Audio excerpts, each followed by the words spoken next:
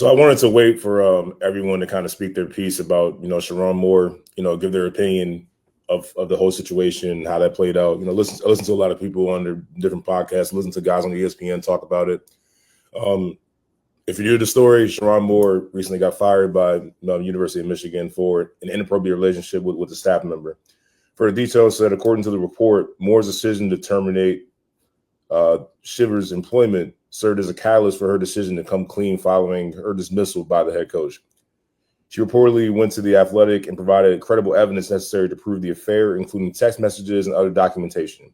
This sequence of events clarifies why the university's investigation, which began with an anonymous tip in November, initially stalled before accelerating rapidly this week.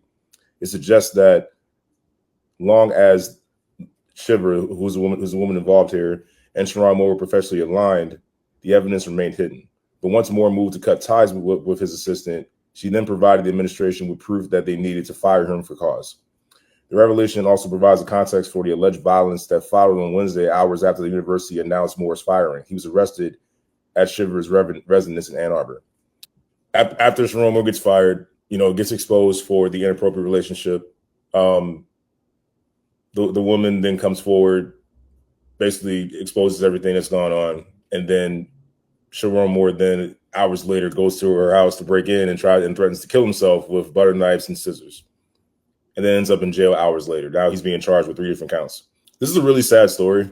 I don't necessarily have sympathy for Sherrone Moore because bottom line is you made a choice and you thought you could get away with it. You thought that it would never come to light.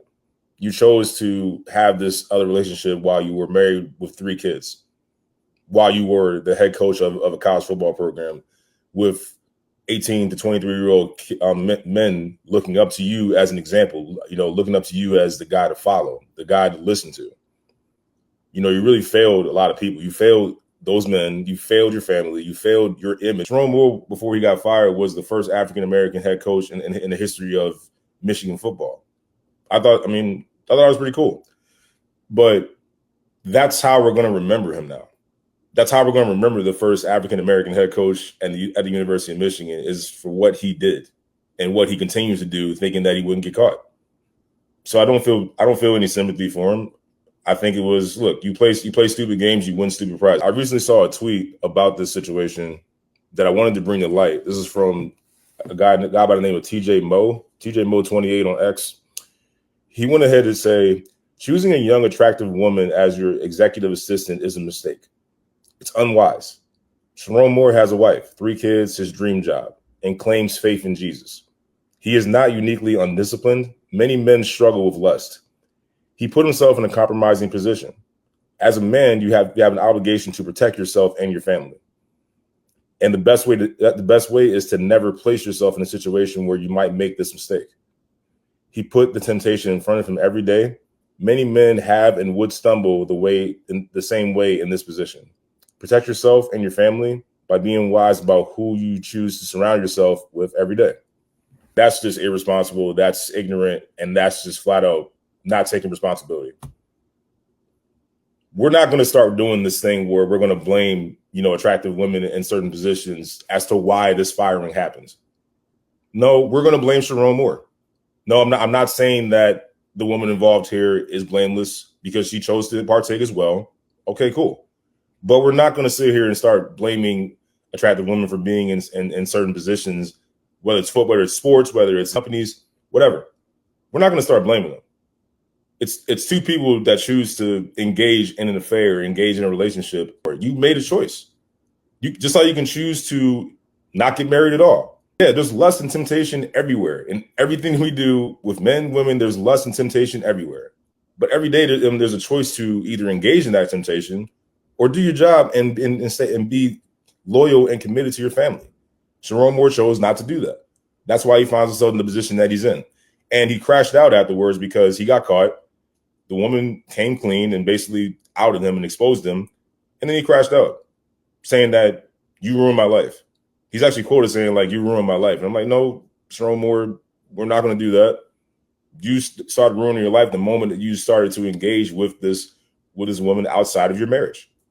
That's the bottom line. So I don't feel a ton of sympathy for Sherrone Moore. I pray for the man. I pray for his family because this is obviously a bad look for them as well. I'm sure the wife is very embarrassed right now and probably is having a hard time with this as we speak. Going through it as well. It's not just Sherrone Moore. It's not just the woman, the other woman that's involved here. Sherrone Moore's family's going through this. The players at Michigan are probably going through it right now, because now it's like, okay, this whole thing is gone as like synced. So now what? What's my future look like? Bryce Underwood, the star quarterback's probably sitting there. Well, do I even want to stay here anymore?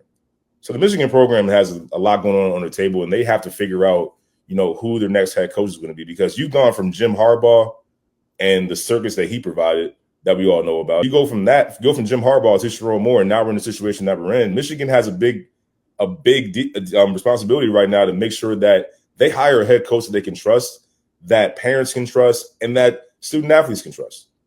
Because right now, the image of the job of Michigan football, which is still one of the best jobs in America for college football as well, it's really like, it looks tainted right now. Could it be their interim head coach that they promoted?